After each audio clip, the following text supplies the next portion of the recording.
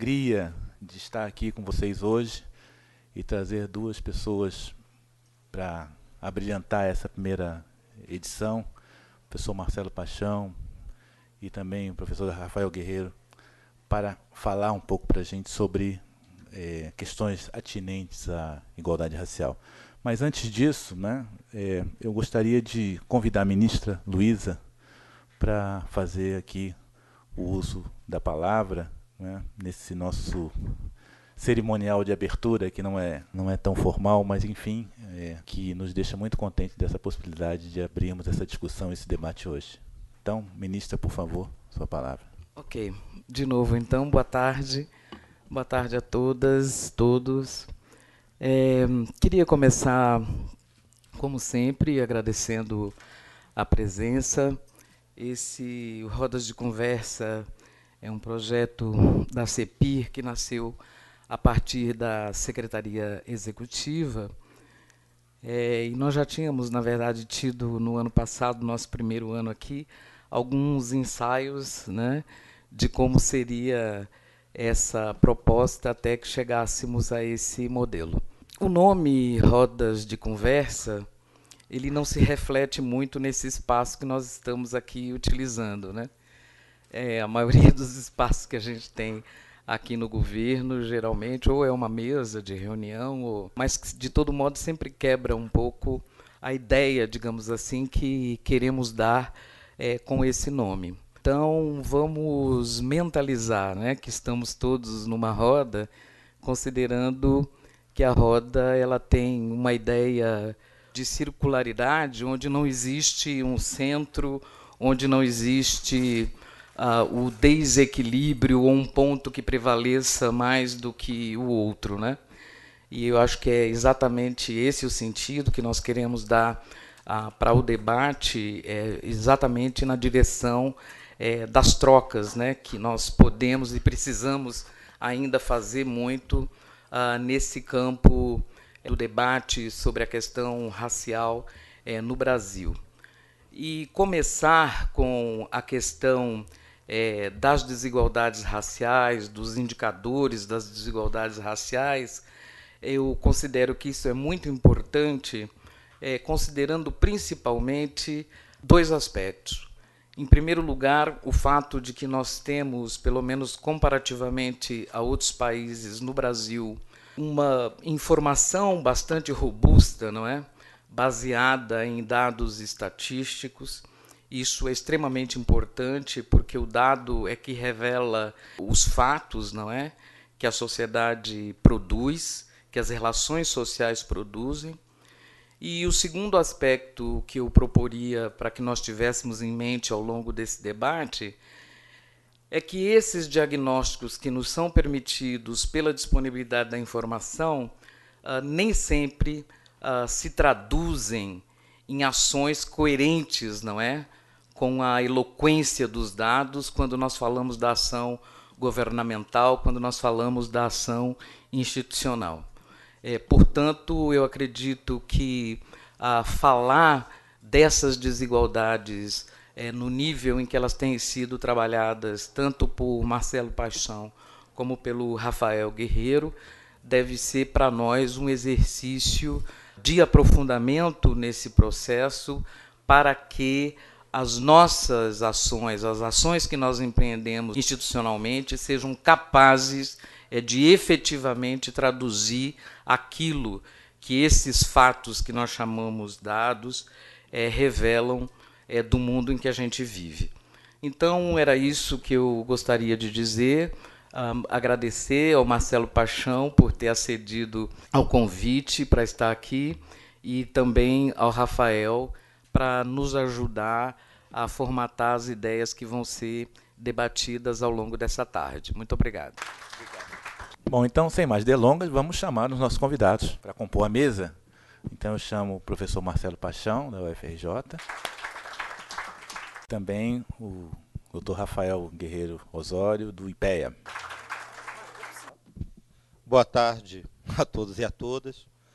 É um imenso prazer estar aqui com vocês nessa tarde de sexta-feira para dar início à roda de conversas. principalmente pelo fato de poder ter sido convidado e ter sido apresentado a vocês pela ministra Luísa Bairros, uma pessoa a qual tenho, né, uma grande amizade, para além de os aspectos mais institucionais, pela companhia do Mário Teodoro, né, também colega de profissão, economista, né, e também uma pessoa que nos dias atuais, né, pode ser reconhecido por ter trazido contribuições muito importantes nos estudos sobre desigualdades sociais, desigualdades raciais no Brasil, e por ter como meu colega de debates o professor Rafael, do IPEA, a quem conheço há quase 10 anos, né? Já estamos ficando velhos, né, Rafael? Em termos a qual eu tenho trabalhos também que são muito importantes, né? Trabalhos que foram produzidos desde o período desse período que eu conheço, pelo menos desde esse período, conheço trabalhos muito importantes feitos pelo professor Rafael, no campo de mobilidade social, no campo da análise dos indicadores, né, da qualidade das bases de dados com a variável cor, enfim, vários trabalhos que realmente pude ler e tê-lo como meu interlocutor, né, é realmente algo que também me deixa muito orgulhoso. E esse debate que me parece que as rodas de conversa têm um objetivo de aprofundar e qualificar o debate, a intervenção da própria CEPIR, porque eu estava brincando, falando meio sério, meio brincando com o Mário, na descida aqui do elevador, e falei para ele que eu estou um pouco bipolar, porque eu acordo dia sim muito otimista, no dia não, eu acordo muito pessimista, e aí a gente vai variando assim, eu não sei se isso é muito razoável do ponto de vista psiquiátrico, mas eu não tenho dúvida de que a gente, diante de espaços como esses, aí entra o dia do sim, é o dia do otimismo, né? Que bom, né? O dia bom.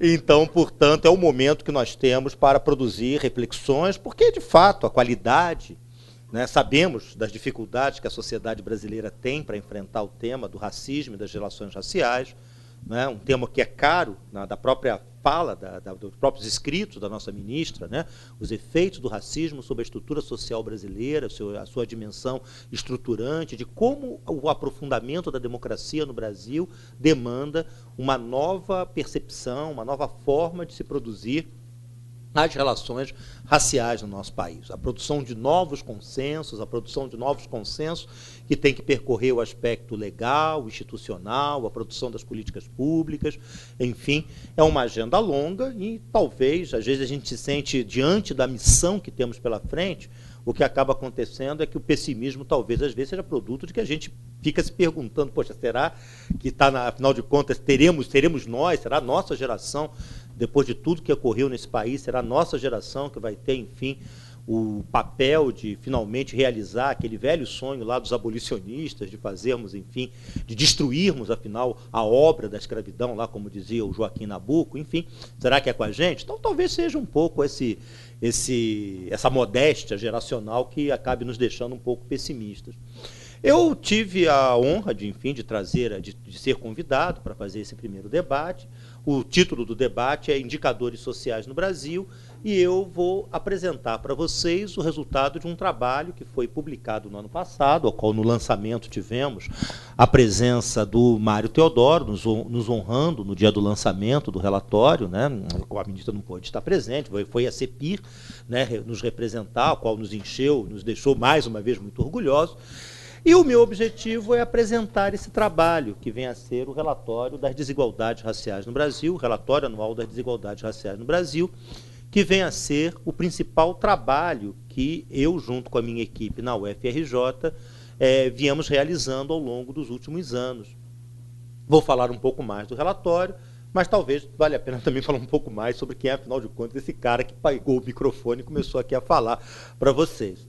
Então, muito prazer, eu sou o Marcelo Paixão, eu sou professor do Instituto de Economia da Universidade Federal do Rio de Janeiro, fui diretor do curso de graduação durante 4 anos, entre 2005 e 2009, sou economista com doutorado em Sociologia, e coordeno um laboratório, um pequeno laboratório de pesquisa localizado dentro dessa universidade, que se chama LAESER, que é o Laboratório de Análises Econômicas, Históricas, Sociais e Estatísticas das Relações Raciais, um nome um pouco compridinho, né, mas aí a gente sintetiza para LAESER.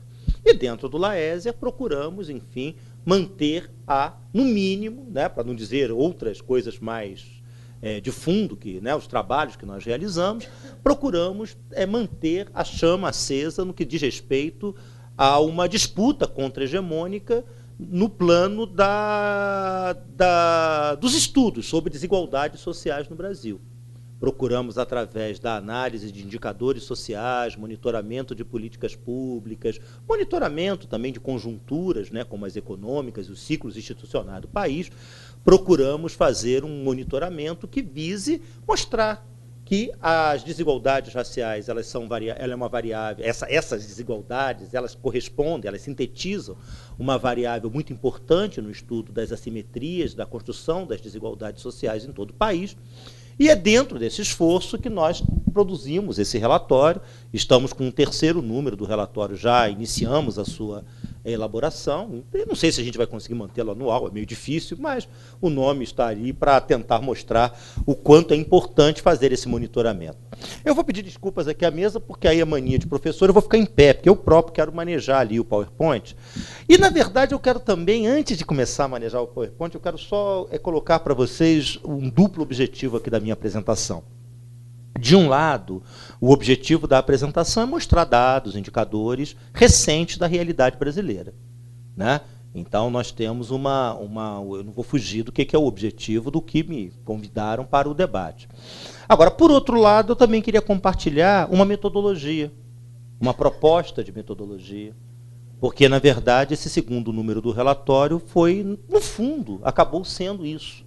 Mais importante, ou tão importante quanto a produção dos dados, é justamente a gente também começar a trabalhar a possibilidade de analisar determinados ciclos institucionais, de analisar determinadas políticas a partir dos dados. Porque até então, nossos trabalhos todos procuravam analisar a estrutura social brasileira, procurar mostrar quem ganha mais, quem ganha menos, quem tem mais acesso, quem tem menos acesso.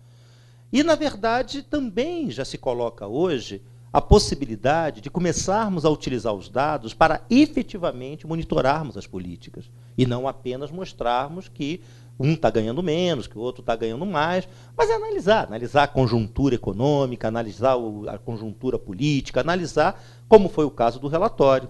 E aí eu já posso entrar no mérito do que foi o relatório.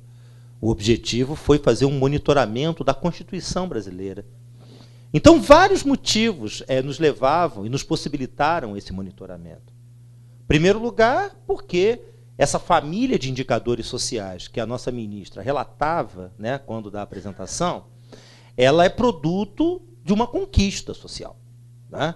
O direito à visibilidade estatística, que foi uma luta empreendida pelo movimento negro brasileiro principalmente a partir dos anos 80, né? Podemos dizer que o marco possa ter sido o censo de 80, né? E desde então essa luta pela visibilidade estatística, que muitas vezes é uma luta tão boba que não serve para nada, vai gerar montanhas de papéis e microdados, mas, por outro lado, ela pode ter uma importância muito grande, porque grupos historicamente discriminados, especialmente no contexto latino-americano, eles estão sujeitos a uma situação que talvez seja a pior de todas, que é a situação da invisibilidade. E é uma invisibilidade que, às vezes, é de natureza demográfica, vocês não existem como grupo humano, e, às vezes, é uma invisibilidade de natureza socioeconômica. Os problemas de vocês estão diluídos e, como tal, esse grupo não pode constituir um discurso à parte para colocar suas demandas no espaço público, na esfera pública. Então, o que acontece? O movimento de produção dos dados estatísticos hoje, né, como eu venho fazendo parte de movimentos que já ocorrem na América Latina, de produção de dados estatísticos, né, que já ocorre no Uruguai, que ocorre na Argentina, que ocorre na Costa Rica, na Colômbia, praticamente todos os países hoje da América Latina, existem grupos afrodescendentes, misto ligados aos movimentos sociais, misto ligado ao meio acadêmico, com aliados em organismos, às vezes da ONU, às vezes é a Fundação Ford, às vezes são outras instituições, mas que têm por objetivo justamente fazer aquilo que nós fizemos há 20 anos atrás, 30 anos atrás, que é de luta por visibilidade estatística. E é uma luta muito importante. Se hoje tem um movimento que no Brasil, que o Brasil espelha para o mundo, que é muito acompanhada com muita atenção, é justamente o fato de que temos hoje dados para analisar a realidade. Número 2, esses dados não foram produzidos também num vácuo na história. Eles foram produtos, eles foram coerentes, eles foram convergentes, eles foram solidários com o próprio processo de redemocratização do Brasil. Então, por um lado, você ter a redemocratização, né, o que está acontecendo hoje na América Latina no que diz respeito ao avanço de movimentos afrodescendentes, indígenas, né, incluindo, evidentemente, o Brasil. Nós somos produto, nós somos atores de um processo de redemocratização. A luta por obter dados estatísticos, desagregá-los, analisá-los, faz parte desse mesmo movimento de tentativa de aprofundamento, de alargamento dos horizontes institucionais em toda a região, de tal sorte que possam participar do debate atores sociais que vão além daqueles atores sociais que já eram mais ou menos conhecidos, o movimento operário, as classes médias, né, e as suas organizações. Então tem que trazer para a cena os indígenas, os negros e todos aqueles atores sociais que fazem parte desse amplo universo, os favelados, os jovens e por aí vai. Então, os dados ajudam, não vão eles por si só fazer nada, eles ajudam. Mas eu quero salientar esse aspecto, porque sem isso a apresentação que eu faço fica também apenas parcialmente, digamos, ela não seria bem compreendida, não seria bem aproveitada, melhor dizendo. Em terceiro lugar, o fato de que, no Brasil, nós tivemos, em 1988, uma importante inflexão institucional, que foi a própria Constituição. Se alguém me perguntar, Marcelo, mas você há de convir que o IPEA editou Políticas Sociais, Acompanhamento e Análise em 2008, um excelente trabalho de monitoramento da Constituição, são 3 livrões, 3, né, Rafael? Que eu particularmente li de cabo a rabo, e certamente vou dizer bem claramente, a ideia do trabalho já estava constituída, quando chegou o livro do IPEA nas minhas mãos, eu falei, poxa, esse livro aqui para mim é muito importante, porque ele mostra que há uma inteligência hoje procurando analisar a Constituição naquilo que ela tem de mais interessante, que é o capítulo da ordem social, né? Porque, para além da dimensão institucional, do acesso ao voto, fim da censura, a condenação da tortura, certamente a Constituição brasileira, se ela é fácil de ser defendida junto ao povão, sem que eu precise mobilizar argumentos de natureza jurídica, né? Pelo fato de que a população ela sabe o que é o resultado da Constituição, porque está no bolso dela. Em parte é o Bolsa Família, é a Previdência Social, é a Previdência, o regime especial da Previdência para o trabalhador rural, né? O próprio SUS, o Sistema Único de Saúde, foram os avanços no sistema de ensino no país, que em todos os problemas colocou a maioria da população de 7 a 14 anos, a esmagadora maioria, quase totalidade, dentro de sala de aula. Então, portanto, o monitoramento da Constituição ele é importante como uma metodologia, por quê? Porque tem muitos pontos daquele capítulo da Seguridade Social, da ordem social, né, o capítulo da ordem social, na qual está incluída a Seguridade, que nós temos que compreender. Nós não vamos conseguir fazer políticas de equidade racial se a gente não conseguir dominar áreas que dizem respeito o quê? Previdência, 13% do PIB, né? Se formos pegar, se junta a educação, vai a 18% do PIB, pegar a saúde, vai a 20 e tanto por cento do PIB. Quer dizer, nos diz respeito. Eu me lembro, eu tenho muito claro comigo aquela frase do Guerreiro Ramos, e que é uma frase que particularmente levo comigo com muito carinho. Negro é povo. Negro é povo. Vamos parar de ver os negros brasileiros como se fossem estrangeiros, um outro grupo, um grupo alheio à própria realidade brasileira. Os ciclos institucionais, os ciclos econômicos, os vários momentos da realidade vão afetar sobre essa população. São quase 100 milhões de pessoas. Não estou falando para 1 ou para 2, eu não estou falando para apenas segmentos de classes médias que estão ali querendo ter alguma oportunidade. Estou falando para massas de gente, legiões de pessoas. Então, nesse sentido, o monitoramento da Constituição é interessante por quê? Porque ele me permite, por um lado, defendê-la. Defender o SUS, que eu defenderei por todo sempre, defender a escola pública, que defenderei por todo sempre. Então isso vai me jogar, então você está sendo universalista, Marcelo. Então você aí está nesse ponto, poxa, a gente pensava que você ia falar de outra coisa. Não.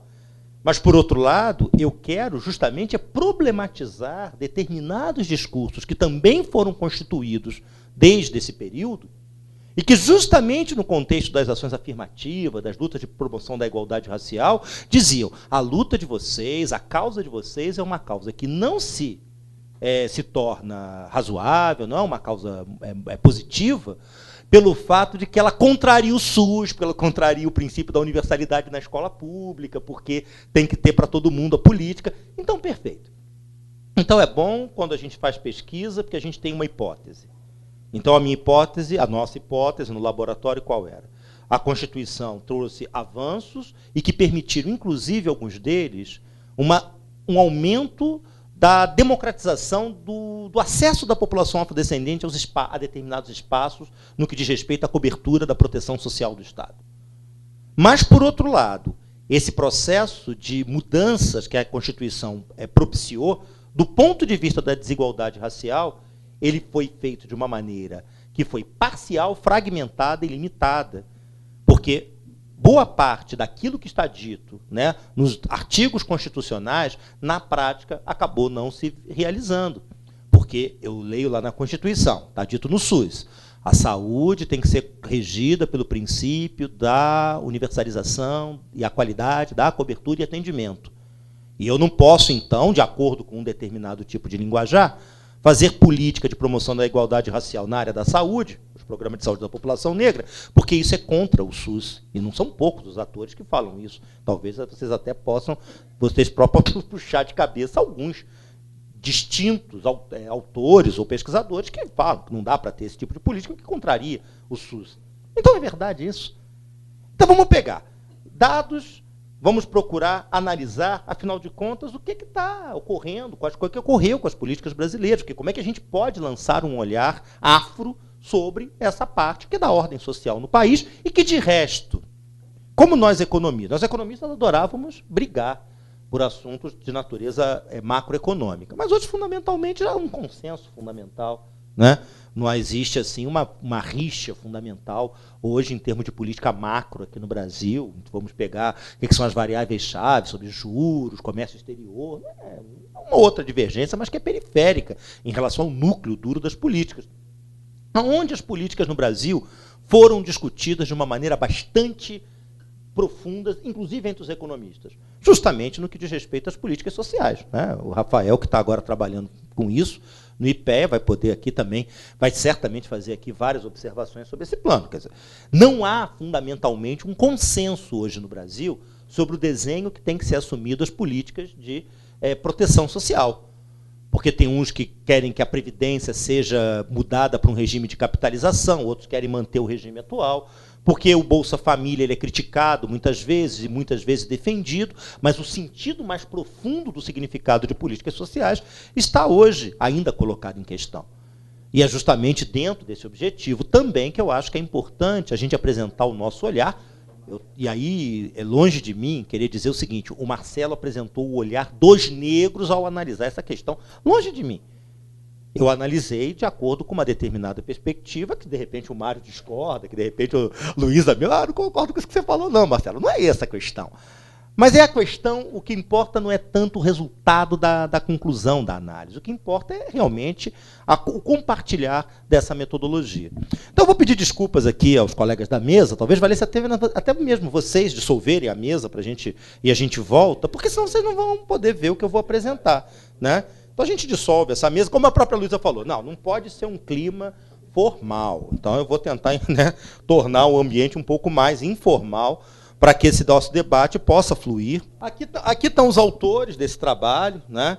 E, enfim, quando nós colocamos esse horizonte aqui, o horizonte de análise dos nossos dados vai justamente pegar o período 88-2008. Na maioria das vezes pegamos 88-2008 e o objetivo era analisar esses 20 anos da Constituição.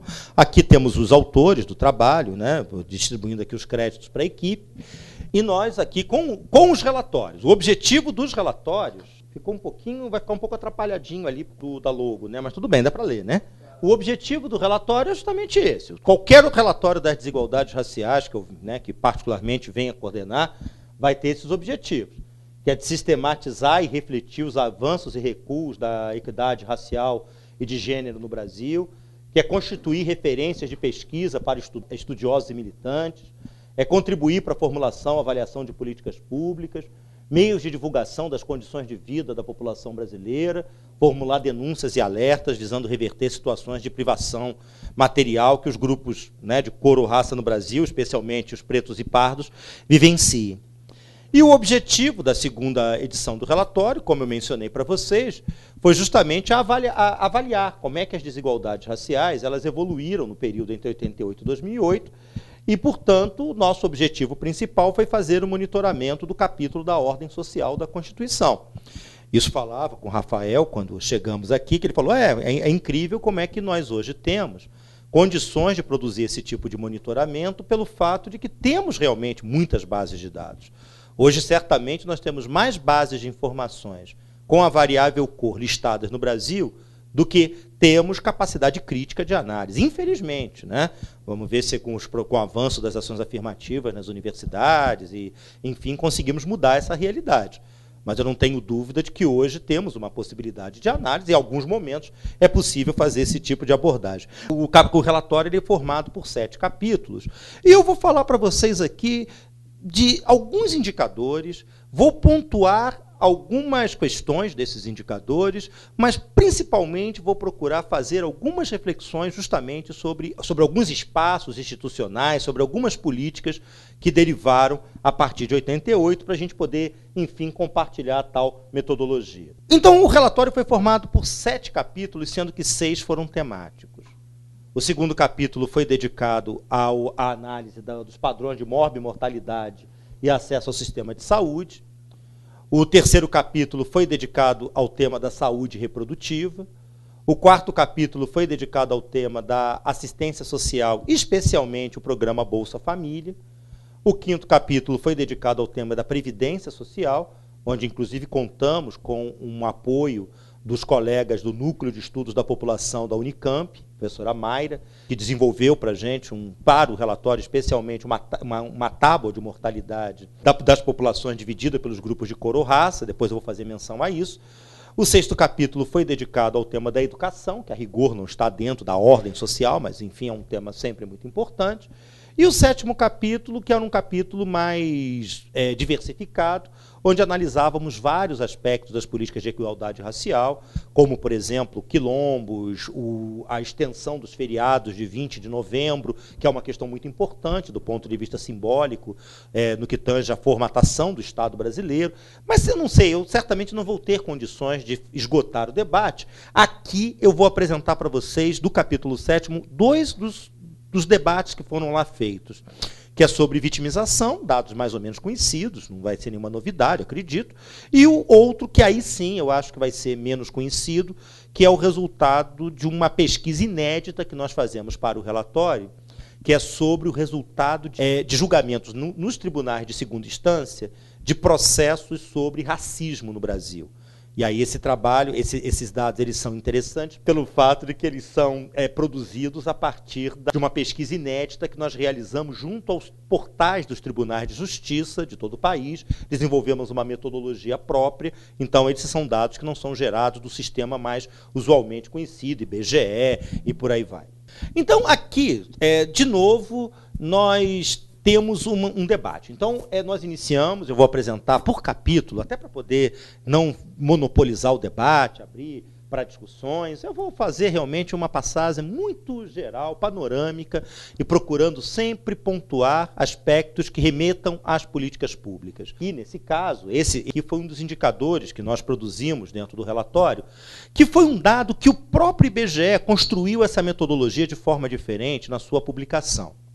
O que acontece é que a cada 5 anos, o IBGE, nas PNADs, né, então ele veio fazendo isso desde 2003. Desde 98, 2003 e 2008, o IBGE ele veio produzindo um suplemento sobre acesso e utilização a serviço de saúde.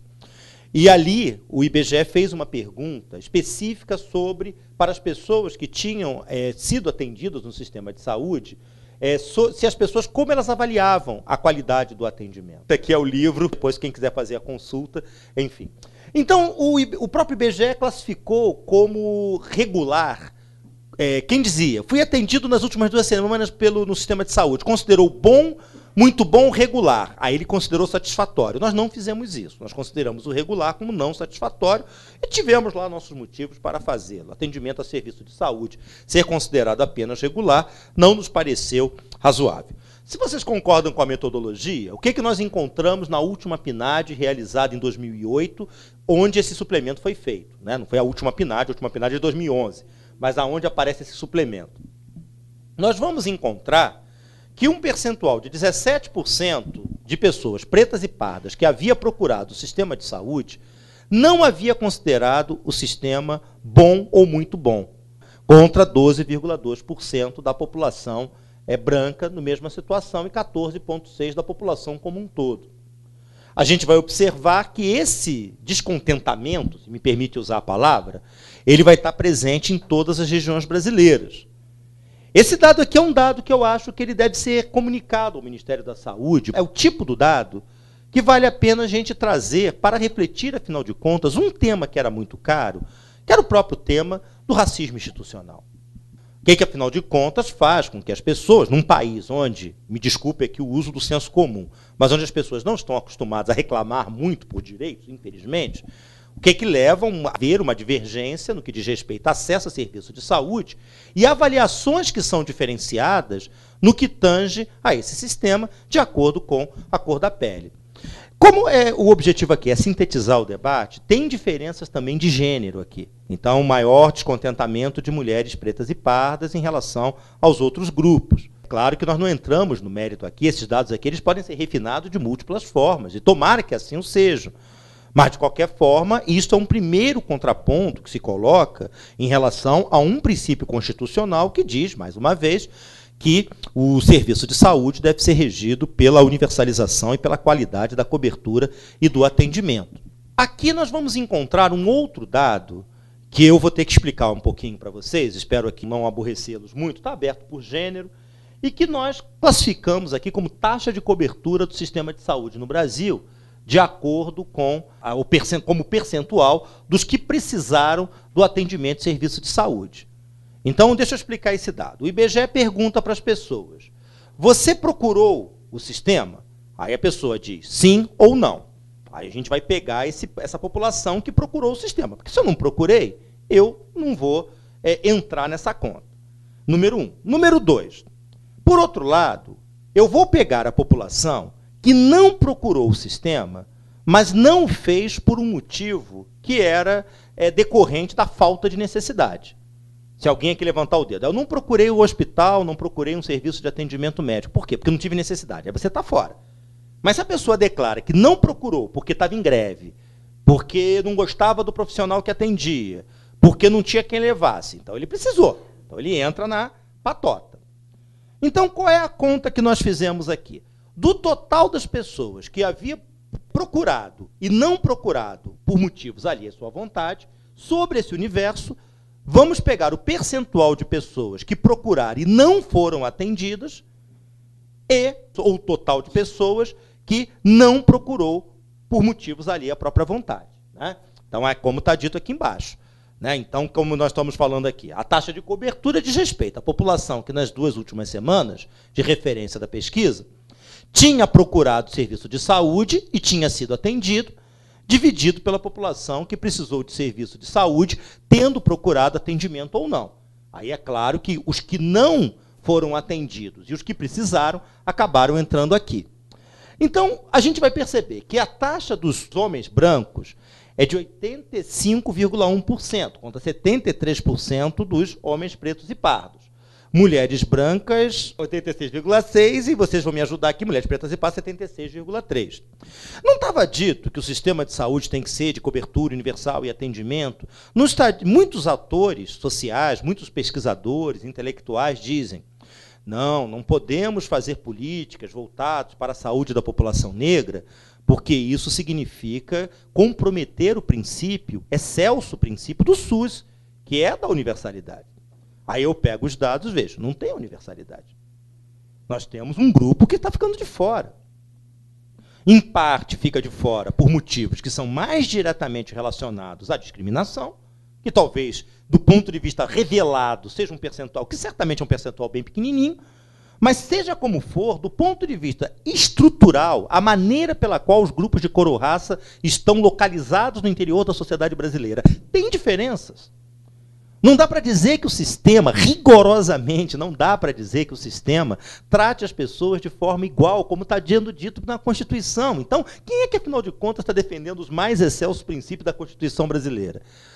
Aquele que acredita nesses valores, ignorando a natureza, a existência dessas diferenças, ou aqueles que, afinal de contas, vão procurar mostrar a existência dessas diferenças, não para fortalecer a privatização do sistema. Esses dados não estão colocados aqui, mas esses dados eu tenho mais ou menos de cabeça. A população afro-brasileira depende mais do Sistema Único de Saúde. Cerca de 7 em cada 10 pretos e pardos que procuram um sistema de saúde no Brasil procuram através do SUS, procuram através do público. O percentual de pessoas pretas e pardas no Brasil com acesso a plano particular de saúde é de 17%, que é menos da metade do que acontece com a população branca. Quando essa população preta e parda tem acesso ao sistema de saúde, a grande maioria tem acesso a sistemas de baixa qualidade, que não dá, por exemplo, direito à internação, que não dá direito a atendimento em outra cidade. Então, o pensar uma política de promoção da equidade racial na área de saúde pode mobilizar esses dados justamente no sentido de procurar incrementar o próprio sistema, melhorar a sua forma de atendimento, melhorar a sua capacidade de cobertura. E isso sem entrar no mérito de dados que estão presentes aqui no relatório e que não estão colocados na minha apresentação. Menor percentual de acesso a atendimento odontológico, o maior percentual de pessoas negras, a maior nível de exposição a doenças como hanseníase, tuberculose, sífilis congênita, né? Então, esses dados são dados que eu acredito que o relatório possam ter trazido um contraponto para um diálogo em relação ao sistema de saúde e que, na verdade, aqui até a memória que falhou, eu acabei de mencionar que a população preta e parda, as diferenças daqueles que foram atendidos pelo SUS. Então, veja bem, eu não estou falando mal do SUS, eu estou dizendo pelo contrário, melhorem o SUS, preservem o SUS, agora dotem o SUS de uma sensibilidade diante de questões como dessa natureza aqui. Até porque o grande risco que nós temos, e a gente sabe muito bem que esse é o grande problema que nós temos, o grande risco que nós temos quando pensamos em termos de políticas sociais do Brasil mais recente, é dessas políticas serem consideradas, aqueles vários campos das políticas sociais, na medida em que tenham um determinado público como seu público preferencial, acabe sendo tratada como a tal política de pobre.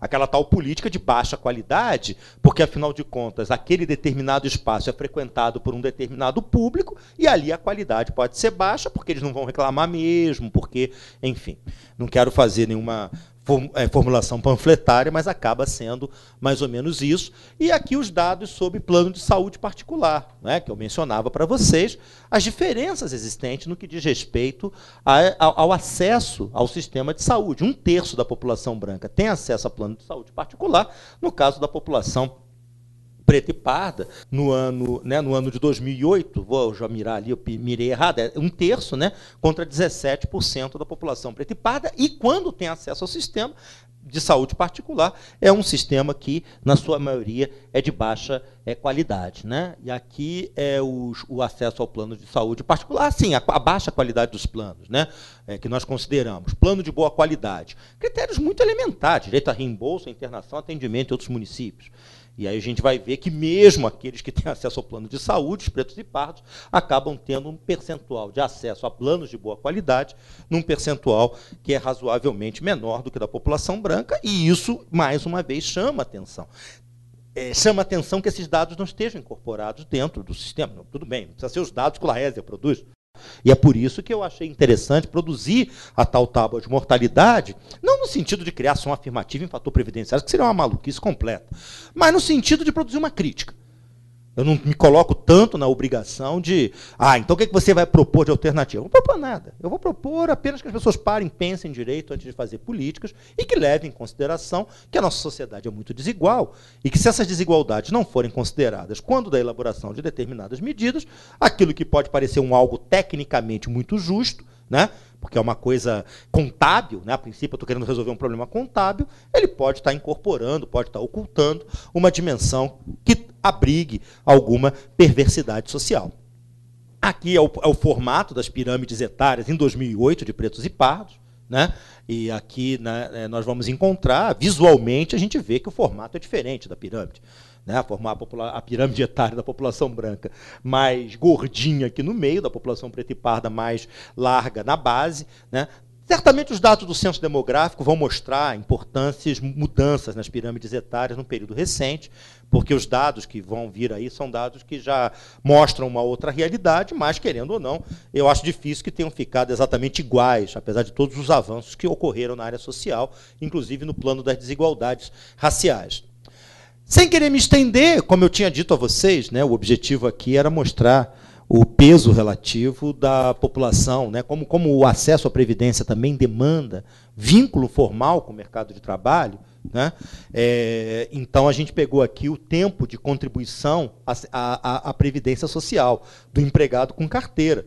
Como a taxa de rotatividade da população preta e parda é maior, né? Fica menos tempo no emprego, então é mais difícil conseguir acessar o benefício previdenciário, né? Por quê? Porque aí você vai ver que está empregado há mais de um ano, né, que fica mais tempo, mais de um ano, da população branca, 63%, preta e parda, 58%.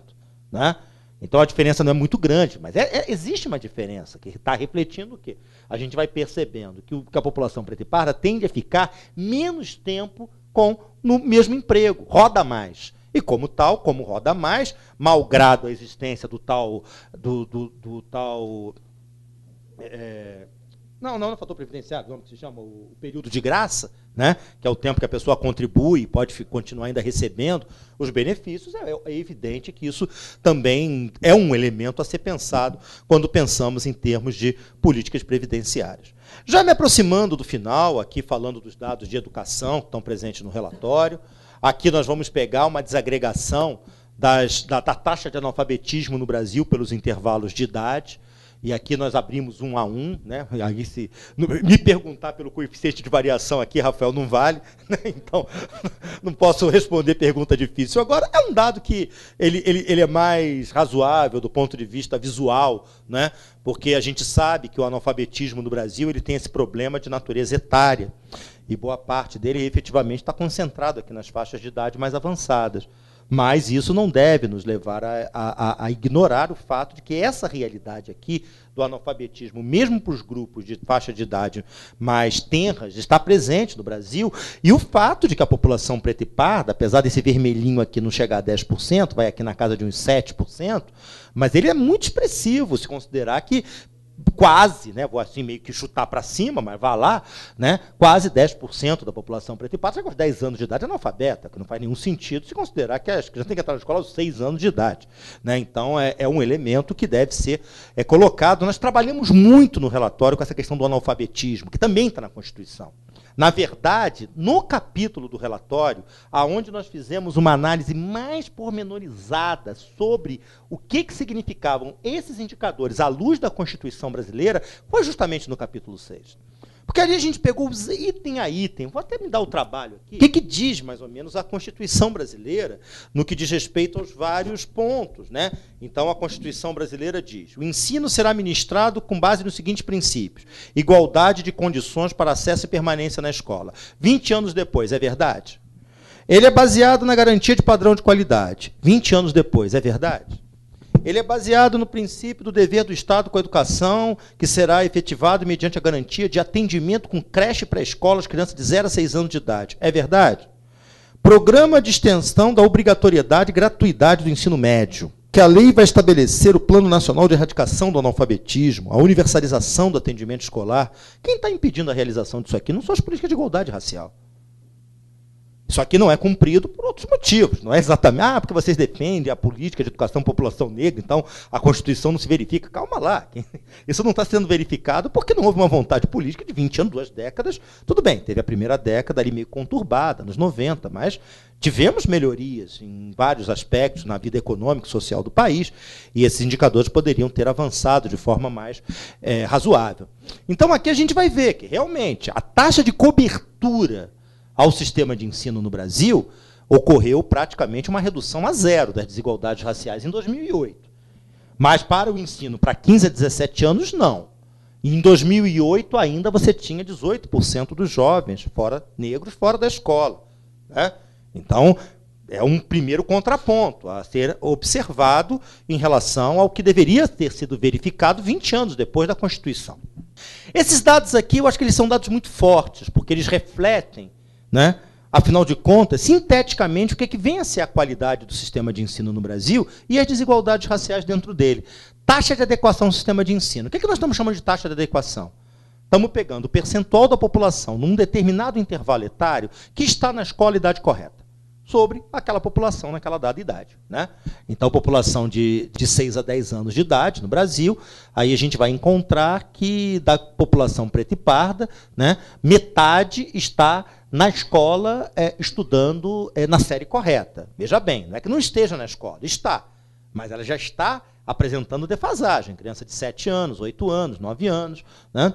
De 11 a 14 anos, a gente vai encontrar que, 20 anos depois da Constituição brasileira, apesar de todos os mais valorosos princípios lá presentes, que devem ser lá mantidos, pouco mais de um terço da população preta e parda de 11 a 14 anos estava estudando na série correta. A maioria estava na escola, estava, mas já estava apresentando defasagem escolar. Aí a gente vai pegar a população de 15 a 17 anos de idade. Aí os dados ficam ainda mais gritantes. E aí a gente vai encontrar que 1 em cada 5 crianças, adolescentes, né, jovens, pretos e pardos, estavam estudando na série correta. Os dados da população branca estão longe de bons, né? 1/3 estudando na série correta entre 15 e 17 anos de idade. Não se trata de ocultar uma realidade que, afinal de contas, enfim... Mas é evidente que você encontrar da população do sexo masculino, quando você começa... Aí se você contrasta esses dados com os dados, por exemplo, de violência, que é aí onde começa a coisa a pegar. Aí aqui nessa faixa de idade você não encontra nem 1 em cada 5 estudando na série correta. Quando pega a taxa líquida de escolaridade no ensino superior, que você não encontra sequer 10% dos jovens negros entre 18 e 24 anos de idade estudando no ensino superior, seja qual for o tipo de instituição de ensino. Não é, não estuda na pública, não estuda em qualquer lugar, está fora. Então, isso reflete, de novo, né, o tal significado de uma política de igualdade racial, que deve, afinal de contas, ser sensível para esse aspecto. Né? Então, a gente vê população preta e parda, em 88, que estava jovem, que é aquilo que os indicadores, né, por exemplo, da Unesco, chamam população e idade para frequentar a universidade, população entre 18 e 24 anos. Aí você encontra aqui, pretos e pardos, 1,8%. Né? Como eu estudava aqui, eu fazia meu curso de economia em 88, então só uma virgulinha aqui, pessoalmente me sinto representado. E aqui a gente vai encontrar uma evolução em relação a isso. Né? A curva aqui ficou praticamente a mesma entre 88 e 2008, 10 anos depois ela inflexiona, faz aqui o ponto da derivada aqui para economista, né, Mário? Enfim, o ponto da derivada. Mas o problema é que esse momento foi um momento em que a maioria desses que foram para a universidade foram para as instituições privadas de ensino, com todo respeito a essas instituições, tem pessoas lá da melhor qualidade, mas sabemos como é que funciona o sistema de ensino no Brasil e os limites que isso traz, né, para a maioria delas, que ficam muito aquém do que seria o esperado. O último capítulo, felizmente, não vai dar para esgotar. Né? Eu quero, de novo, chamar a atenção de algumas coisas que eu não vou dizer aqui nesse momento, que não estão aqui no quadro, mas é uma tentativa de monitoramento dos locais. Aí fica aqui uma recomendação para a CEPIR, inclusive. Não sei se já tem, me desculpem, eu estou mal informado. Mas é que nós tivemos muita dificuldade para saber o percentual de municípios brasileiros que adotavam feriado no dia 20 de novembro. E como, né, a gente tem que ter muita criatividade para fazer pesquisa em alguns momentos, descobrimos uma fonte excelente, que é a FEBRABAN, que é a Federação dos Bancos. Porque como as pessoas têm que pagar as contas, e se é feriado, eu não posso ser multado, a FEBRABAN tem que informar direitinho quando é que é feriado em cada município, em cada localidade. Então, fomos lá na FEBRABAN e conseguimos. Os dados têm lá alguma incoerência, e eu próprio fico com um certo receio desse dado, pelo fato de que eu não consigo peremptoriamente garantir que haja uma agência bancária por município no Brasil, o que pode causar lá algum ruído no dado. Mas foi aonde a gente conseguiu. Mas é uma questão muito importante, porque quando nós monitoramos política pública, monitorar o aspecto simbólico também é muito importante. Monitorar, saber, porque, afinal de contas, o feriado é o dia que a professora para conversar com as crianças, para explicar o que é, o que não é. Então, ali foi realmente um esforço, não trouxe, acho que devia até ter colocado os dados aqui, mas fica como sugestão desse monitoramento ser feito, desse monitoramento efetivamente poder ser melhor Eu procurei muito nos sites de CEPI, Fundação Palmares, não estava disponível. Né? Então, era essa, né? Enfim, mas vai lá, a Febraban acabou sendo a nossa fonte. Esses dados aqui não são dados, não são novidades, eles, inclusive, estão meio desatualizados, 2007, né? Mas mostra a curva do número de homicídios no Brasil, né? Número total de casos entre 80 e 2007. Um período na qual a sociedade brasileira viveu as crises econômicas, né, que foram as mais diversificadas durante esse período, e que acaba, enfim, foi uma curva exponencial, né, em termos do que aconteceu. Os dados que eu tenho aqui já são realmente conhecidos, a população que foi assassinada durante aquele intervalo de tempo, a incidência desigual em termos do ponto de vista da cor ou raça das pessoas. Não acho que esses dados devam ser naturalizados, é que eles já são mais ou menos conhecidos. E aqui eu quero encerrar a apresentação, aliás, falando dessa pesquisa, junto aos tribunais de justiça de todo o país, porque se você entrar dentro dos tribunais de justiça, nos links jurisprudência, você pode encontrar o resultado dos processos, porque eles são públicos.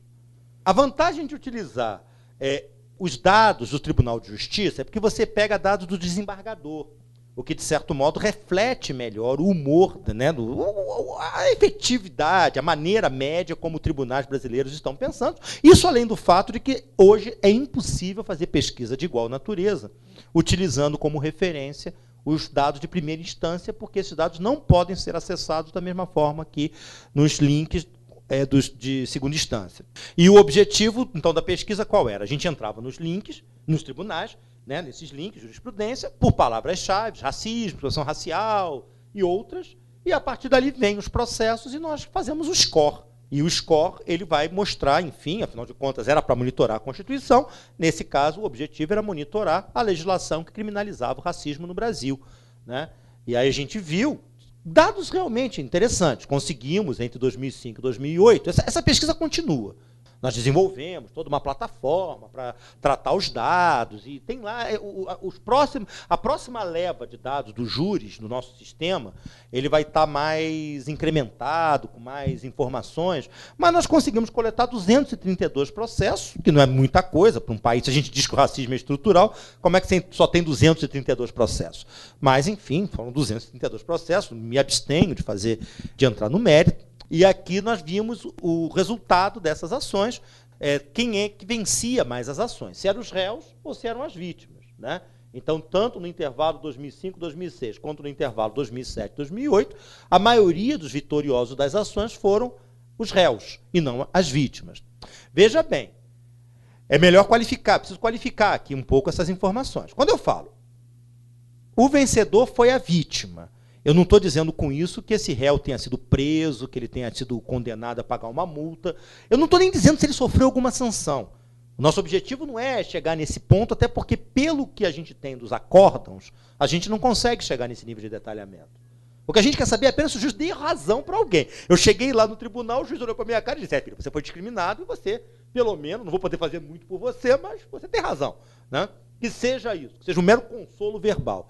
De qualquer forma, o resultado das ações conferem hoje, atualmente no Brasil, aos réus um percentual maior de resultado das ações. Também não faço aqui nenhum juízo de valor sobre a qualidade dos tribunais no Brasil, se os desembargadores estavam com a mentalização A ou B, de boa, de má vontade. Não é esse o objetivo, fazer uma análise de natureza moral sobre o Poder Judiciário. É fazer uma conta e procurar ver, afinal de contas, sem desculpa aqui o pleonasmo, né? Afinal de contas, como é que corre, né? Como é que os tribunais. Isso é muito importante também, porque é importante monitorar o Poder Judiciário.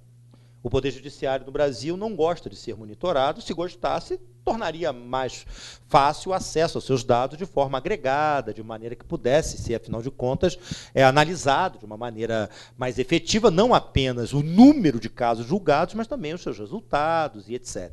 Então, nesse sentido, é um tipo de ação que não é muito da minha praia, porque eu sou economista, isso aqui é coisa para advogado. Tem uma pessoa, que é o professor Kleber, que trabalha conosco no desenvolvimento desse sistema, mas é um fato de se chamar a atenção, né, independentemente se as provas foram bem constituídas, se efetivamente a vítima tinha razão, independentemente de qualquer outra variável, o fato é que há uma probabilidade do réu ganhar um processo dessa natureza que é de 65% diante da vítima, que seria de 30%. Por outro lado, o fato das vítimas, em alguns momentos, ganharem as ações, me parece também interessante, porque pode também abrir um campo de análise que é justamente sobre como é que se faz para ganhar uma ação dessa natureza. Não é um score também de 1.000-0, não é 232-0.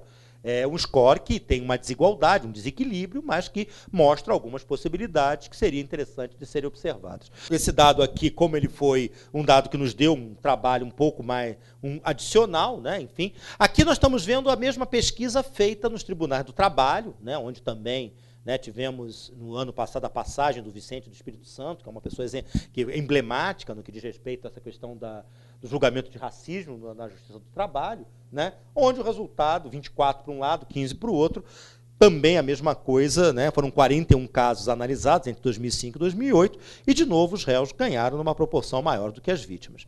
Enfim, nosso portal está passando por uns ajustes, vocês vão tentar me visitar, eu não vou estar em casa. Mas eu prometo que no próximo mês o nosso portal vai estar de volta. Anotem, por favor. Muito obrigado pela apresentação e, mais ainda, eu vou agradecer quando vocês me dirigirem as críticas e as perguntas sobre a minha apresentação, a começar aqui pelo nosso Rafael. Muito obrigado.